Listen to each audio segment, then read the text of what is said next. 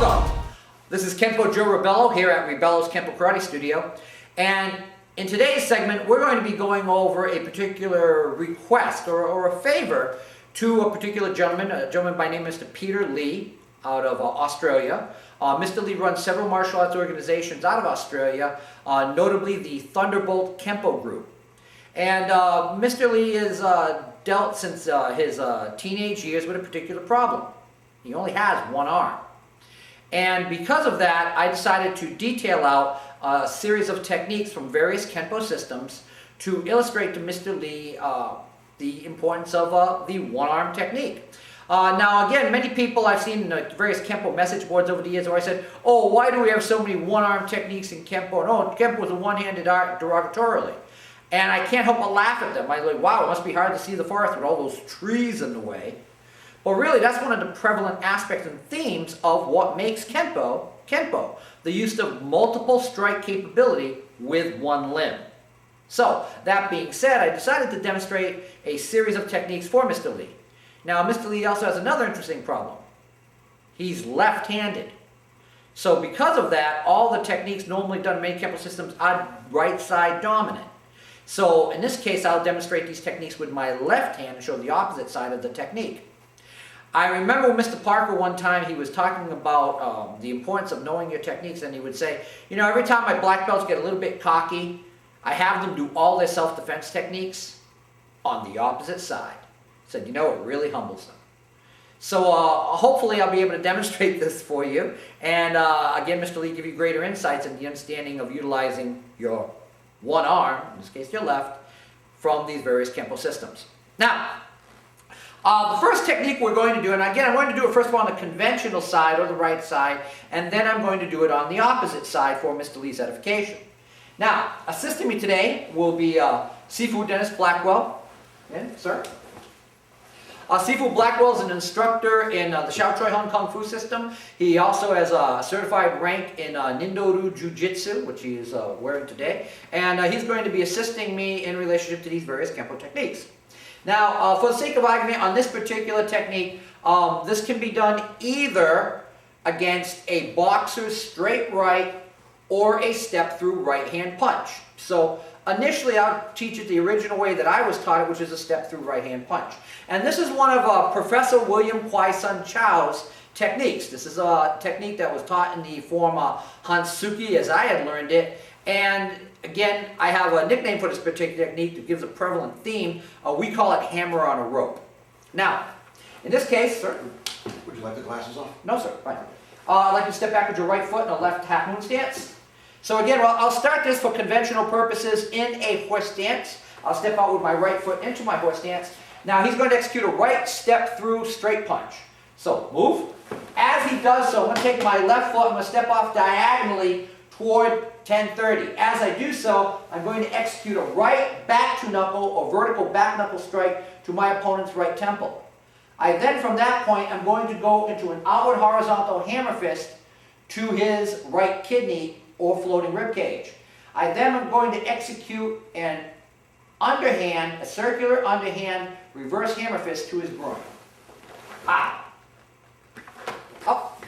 Now, in that instance, Sifu Blackwell was basically what we call a stone dummy. The latest one I heard lately, which I found very amusing in today's pop culture, is a zombie dummy, where he just stands there, leaves his hand out there, has no reaction whatsoever. No. Guess what? We do Kenpo, there's living, breathing human beings, and they react to various actions. So, now we're going to detail out his reactions in regards to that technique, and then of course we'll do the opposite side. So, in this case, sir, move. As I punch him to the temple, his hand's going to gravitate the way he feels the pain. Oh, in this case he uses his left hand. Oh, bam! Why'd he do that? Okay? Now, in that case he used his other hand. I wanted him to use that hand, so I made him pay the price for it. Oh, I'm such a horrible person. In this case, we'll do the technique again. Move. I step off diagonally. As I punch him with my right hand in the temple, his right hand will gravitate the way he feels pain.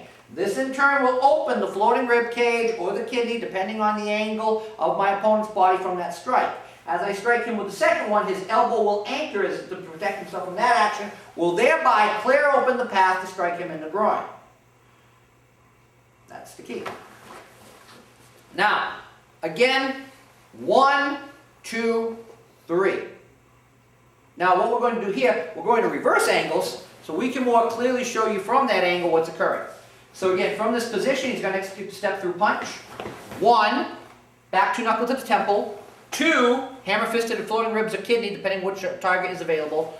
3, underhand reverse hammer fist to the groin. Now obviously, again, we talked about Mr. Lee being left-handed. So now in this case, from this position, please get into a right half moon stance. You're going to execute a left step through straight punch. Move. 1, and in this case, my block, my strike is my block. The alignment of my arm is protecting me against him striking me. 2, striking the kidney, and then 3, underhand. Let's reverse the angle, sir. So again, now we're dealing with a left-handed punch, and I'm going to execute my defense using only my left hand. Move. 1, 2, 3. Now, I would never compound this with a tiger mouth to the throat, like Professor Chow would do many times. But it's there to use. So, 1, 2, 3, tiger mouth to the throat. Now, so you can see what's going on once again. Ready? Move. 1. Now he tried a roundhouse punch and I intercepted him. He started to circle that arm around, so I had to circle my arm around to make sure it checked. But it still worked. 2, 3, here you go. Alright. Anyway, come on back up. Alright, so now let's go on to our second technique. Our second technique, our first technique came from Professor Chow. Our second technique will come from the a Hawaiian-based system of Karazempo Goshin Jutsu, which is one of the descendants of the Kaiju Kempo system, founded by Sijo Victor Gascon. Now, this particular technique is known through also the Shaolin Kempo orientations of Fred Villari, Charlie DeTerra, Steve Damasco, straight down to any of those particular lineages. But this is known as combination or defensive maneuver number 2. In this case, what's going to happen, we'll go over the basic technique. Let's switch positions here, sir. Now you're going to get into a left half moon stance again. You're going to execute a right step through straight punch. Move. Boom! I'm going to do a parallel step, walking on the box. So I'm parallel with my opponent's arm. I'm going to execute a hammering inward block. I'm going to bring my hand back. I'm going to execute a back 2 knuckle to my opponent's face. Now in the traditional technique, as some of you have learned in Shaolin Kempo orientations, I drag my back foot up to meet my front foot. I bring my hand across and then step out with an outward elbow. I then execute an overhead, a circular sweeping action, sweep my opponent, take him to the ground. I'm not going to do the takedown right now. I'm just going to do the upper body action as a base orientation for you. And then I'm going to show you, the Karazempo way of doing it, which is a little bit tweaked. Now from here, person moves in, go, block, punch right from this point of origin, boom, and drop it right from there. Now, instead of using a drag step foot maneuver, I execute a step drag. Instead of cocking my hand all the way back across my body from this position and then stepping out with this motion, I block, punch from here, and then do what we call a dropping elbow, or some would call it a looping elbow. It comes down on the straight angle, comes straight out in an L shape. Boom, boom, as we strike. You saw our action was a little more dynamic when I did the second version. So in either case, move, parallel with the arm, back 2 knuckle, which stretches out his body. I'll do the Karazempo version for edification. Shuffle in with the elbow. I then circle around. Gee, could I put a tight claw in his face if I wanted to as well? Bring him back in first. Sure, good. And pick this leg up. Now, that's the way they do it with the step-through punch in Shaolin Kempo. If I do the Karazempo version, he's going to be a boxer. So he's going to get into a left lead, and he from there is going to shoot a straight right and not step through. Boom! Punch! Hit! Now, instead of trying to sweep the leg in the previous technique that held all the weight on it, no, there's very little weight here. I can easily pick that foot up. Now we detail out more at another time, but that's just to give you a little taste for those people who want to know the difference between Kata Zenpo and Shaolin Kenpo. But in either case, as you can see, it's still a one-handed technique. So now, he's going to be a southpaw. He's going to have a right lead, and he's going to shoot from that position a left-hand punch. He's not going to step through, but he's going to fire it from there. So he throws a punch, boom, I'm parallel, I punch here, I elbow, I sweep, I could claw, but I won't. Sweep around, and sweep and take my opponent down. That's the key. Let's reverse angles, please. So again, lefty. So from here, he goes to punch, block, back to knuckle, elbow, sweep. And again, I take him down, I roll him, I chop him between the legs. It's still a one-handed technique. That's combination 2 or defensive maneuver 2, depending on your orientation. Let's progress on. The third system we're going to pick today is Ed Parker's American Kempo. And the technique we're going to pick today is a technique known as triggered salute. Now, come on over here, sir. Traditionally, this is used against a front right hand direct push. So in this case, again, I have my Kempo kanji here. Let's say he doesn't like that. So he's going to take his right hand, he's going to put his hand, hey man, I don't like that group. So, that's the key. Up. So as he does so, again, here's one of the aspects we talk about in American Kempo for that particular rank, for these particular techniques. Over half the techniques are designed to be defenses against a wall. People say, well, why do we step forward? Why don't we just step back and trigger salute? Because the basic premise of the technique in the first place is to teach you that you're against a wall. You can't step back.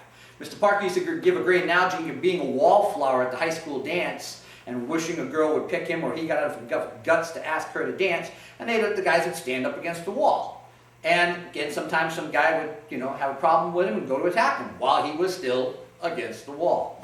So in this case, it's going to be the revolving door. Now, if I had two hands, push, I pin. Step in, checking his leg, driving it into him to break his balance, which aids and compounds the power of that heel palm. Coming down with a shape of the crane. Sometimes people use it like a downward horizontal forearm. Shape of crane, hooking, chambering. Inward elbow to the floating rib cage across the body, or sternum outward elbow to the floating rib cage. The button now activates the lever, which is an outward raking back knuckle. Hooking with the back of knuckles, raking the kidney, stiffen the body up, and executing a vertical back knuckle thrust to the opponent's chin. So again, person goes, and 1, 2, 3, 4, 5, 6. I would never go 2, 3, 4, 5, 6, 2, 3, 4, because I've still got that pin. Well, guess what? In Mr. Lee's case, he can't pin. He only has one hand. So, herein lies the rub. He goes to push me, I step in, well guess what? That arm could come up and strike me.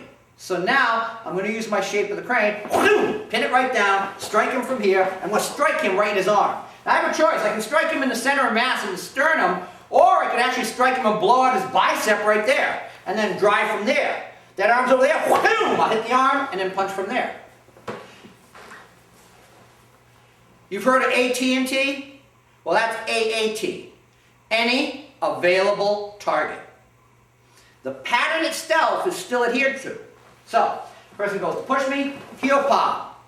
Arm coming down, I use the shape of the crane. Bring it to chamber, inward elbow. Outward elbow. Back knuckle, like a back knuckle of the arm. If the arm's down, hit the weapon that attacked you. Draw him back to chamber.